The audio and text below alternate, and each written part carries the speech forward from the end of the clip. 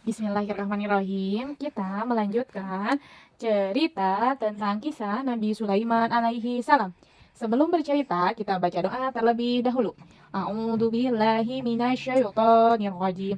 Bismillahirrahmanirrahim. Raditu billahi rabba wa bil islami din wa bi Muhammadin nabiyya wa rasul. Rabbi zidni ilma warzuqni fahma bi rahmatika ya arhamar rahimin. Amin. Kita lanjutkan tentang kisah Nabi Sulaiman alaihi salam. Hudhud adalah seekor burung yang cerdas. Nabi Sulaiman sangat mempercayai kemampuan burung Hudhud.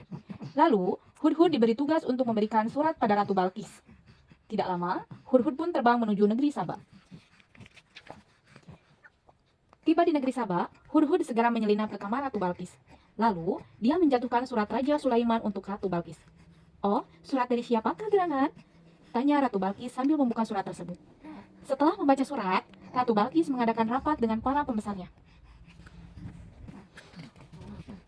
Para pembesar kerajaan negeri Saba menyarankan Ratu Balkis untuk memberikan hadiah kepada Raja Sulaiman.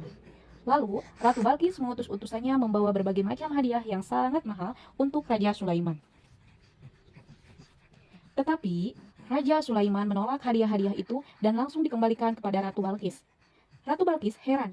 Selama ini tidak ada yang menolak hadiah yang diberikannya. Tetapi, mengapa Raja Sulaiman menolaknya? Dia pun penasaran dengan sosok sang raja. Apalagi Raja Sulaiman mengundangnya datang ke istana. Ketika hari yang dinanti tiba, Ratu Balkis pun berkunjung ke istana Raja Sulaiman. Dia terkagum-kagum melihat istana Raja Sulaiman yang megah dan indah. Lantai ruangannya terbuat dari kristal yang bening seperti air, sehingga sang ratu mengangkat daunnya. Ketika ratu dipersilakan untuk duduk, ratu pun terkejut.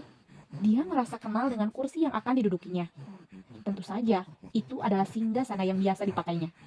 Mengapa bisa ada di istana Nabi Sulaiman alaihi salam? Itulah kejutan yang dipersiapkan Nabi Sulaiman alaihi salam. Ternyata, Nabi Sulaiman memerintahkan jin Ifrit untuk memindahkan singgasana Ratu Balkis dalam waktu yang sangat singkat, hanya sekedip mata.